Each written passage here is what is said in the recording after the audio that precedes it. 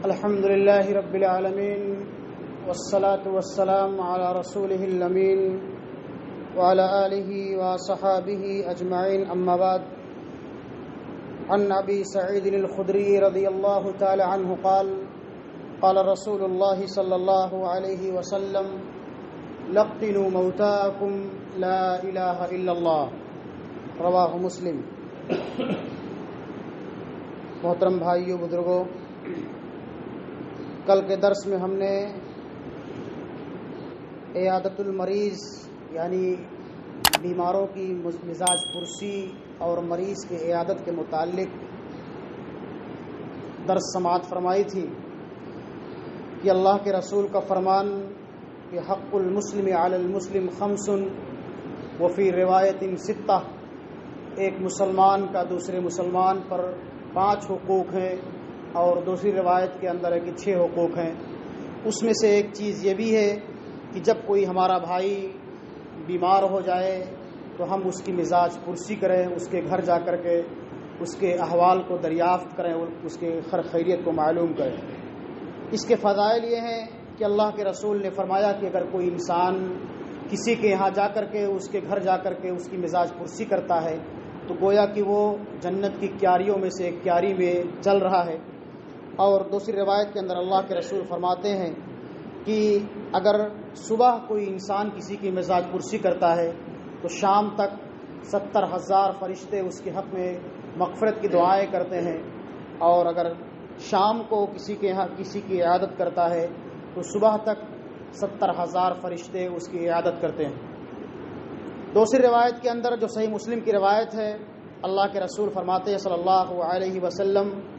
کہ جب تم کسی کے ہاں اس کی مزاج پرسی کے لیے اس کی عیادت کے لیے جاؤ تو اپنے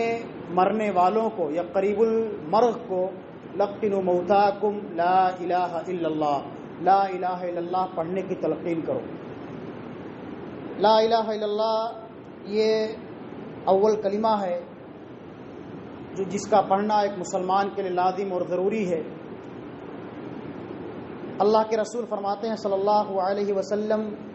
کہ بلند آواز سے اپنے مرنے والوں کے پاس یا سرہانے بیٹھ کر کے اس کلمہ طیبہ کا ورد کرنا چاہیے، اس کو پڑھنا چاہیے، تاکہ اگر وہ مرنے والا بھول رہا ہے یا اس کی زبان سے ادا نہیں ہو رہا ہے تو وہ بھی پڑھنے کی کوشش کرے۔ اس کا فائدہ اور ثمرہ یہ ہوگا کہ اللہ کے رسول کا فرمان ہے کہ من کان آخر کلامہ لا الہ الا اللہ دخل الجنہ، کہ جس انسان کا آخری کلمہ لا الہ الا اللہ ہوگا تو اللہ رب العالمین اس کو جنت کے اندر داخل کر دے گا۔ اس لیے ہم کو اور آپ کو چاہیے کہ اگر ہم اپنے کسی مریض کی عیادت کر رہے ہیں، اس کے گھر جا کر کے اس کی خیریت معلوم کر رہے ہیں، اور اگر یقین ہو، امید ہو کہ اب اس کا اب اور تب لگا ہوا ہے، تو ہمیں لا الہ الا اللہ پڑھنے کی خود سے اور پڑھانے کی تلقین کرنا چاہیے، اس لیے کہ اللہ کے رسول کا یہ فرمان ہے کہ اگر اس کا آخری کلمہ لا الہ الا اللہ ہوگا، صدق نیت کے ساتھ اگر وہ لا الہ الا اللہ کا اقرار کر لے گا یا پڑھے گا تو انشاءاللہ العزیز اللہ تعالیٰ اپنی رحمت سے اس کو جنت کے اندر داخل کر دے گا۔ دوسری بات یہ ہے کہ جب انسان کی روح قبض کر لی جائے، اللہ رب العالمین کے فرشتے جب مردوں کی روح کو قبض کر لیں، انسان کی روح کو قبض کر لیں تو اس کی آنکھوں کو ڈھک دینا چاہیے۔ کیوں؟ اس لیے کہ اللہ کے رسول کا فرمان ہے کہ ہماری نگاہیں یا مرنے والے کی نگاہیں روح کا پیچھا کرتی ہیں، روح کو دیکھتی ہیں، اس لیے مرنے والے کی روح کو اس کی آنکھوں کو ڈھک دینا چاہیے۔ تیسری بات یہ ہے کہ ہم اور آپ یا ہمارے سماج کے اندر یہ بات رائج ہے یا ہم اور آپ کرتے ہیں یا دیکھتے ہیں، مشاہدہ کرتے ہیں کہ مرنے والے کے پاس یا اس کے سرہانے یا اس کے آگے پیچھے بغل میں بیٹھ کر کے سورہ یاسین کی تلاوت کرتے ہیں، یا ہماری مائیں اور بہنیں یا بڑے بوڑھے کہتے ہیں کہ سورہ یاسین کی تلاوت کرو جس سے اس کی روح آسانی کے ساتھ نکل جائے گی۔ تو اس سلسلے میں ہم کو اور آپ کو یہ بات جاننی چاہیے کہ سورہ یاسین پڑھنے کے متعلق جتنی بھی روایتیں ہیں، جتنی بھی حدیثیں ہیں، وہ سب ضعیف ہیں۔ سورہ یاسین پڑھنے کا کہیں حدیث کے اندر کوئی تذکرہ نہیں ہے یا صحیح احادیث سے کچھ بھی ثابت نہیں ہے کہ اگر ہم سورہ یاسین کی تلاوت کریں گے اپنے مرنے والے کے پاس تو ہماری روح جو ہے آسانی کے ساتھ قبض کر لی جائے گی۔ اس سلسلے میں کوئی صحیح حدیث وارد نہیں ہے اور ثابت نہیں ہے۔ چوتھی چیز یہ ہے کہ اگر مرنے والا مر گیا، یعنی انسان مر گیا، تو اس کی تجہیز اور تکفین کا جلد سے جلد انتظام کرنا چاہیے، اس لیے کہ اللہ کے رسول کا فرمان ہے کہ اگر وہ انسان اچھا ہے تو اس کے اعمال، اس کے انجام تک اس کو جلد سے جلد پہنچا دو، اگر بدخلق ہے تو لو سماج کے اندر سے اس کو جلد سے جلد جو ہے اس کو رفع اور دفع کر دو تاکہ وہ اپنے انجام تک پہنچ جائے۔ تو یہ تمام چیزیں جو کتاب اللہ اور سنت رسول سے ثابت ہیں، ان تمام چیزوں کو اگر ہم جانتے ہیں تو بہت اچھی بات ہے، اور نہیں جانتے ہیں تو یہ سیکھنے کی ضرورت ہے، اور کتاب اللہ اور سنت رسول کے ان تمام فرمودات اور تعلیمات پر عمل کرنے کی ضرورت ہے، اس لیے کہ آج ہمارا سماج، آج ہمارا معاشرہ قسم قسم کی برائیوں میں اور بدعات و خرافات میں ملوث ہے، جس سے ہم کو اور آپ کو اپنے سماج کو پاک کرنے کی ضرورت ہے، اور کتاب اللہ اور سنت رسول کی ان تمام فرمودات اور تعلیمات پر عمل کرنے کی ضرورت ہے، خاص طور پر جب ہم اپنے مریضوں کی، اپنے بھائیوں کی عیادت کرنے کے لیے جائیں،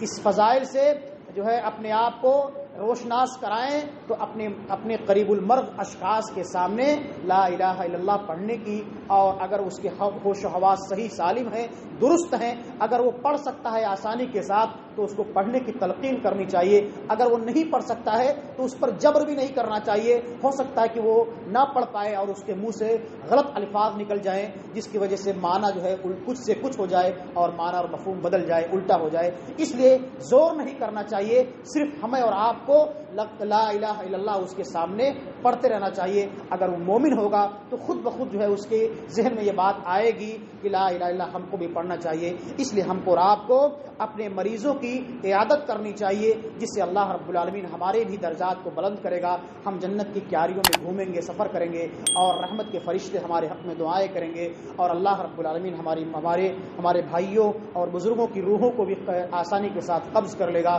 اور ان کے بھی درجات کو بلند کرے گا۔ اللہ رب العالمین سے دعا ہے کہ مولا کریم ہمیں مریضوں کی کثرت سے عیادت کرنے، ان کی مزاج پرسی کرنے کی توفیق عطا فرما، اور کتاب اللہ اور سنت رسول کے ان تمام فرمودات و تعلیمات پر عمل کرنے کی توفیق عطا فرما، آمین۔ وما توفیقی الا باللہ، والسلام علیکم۔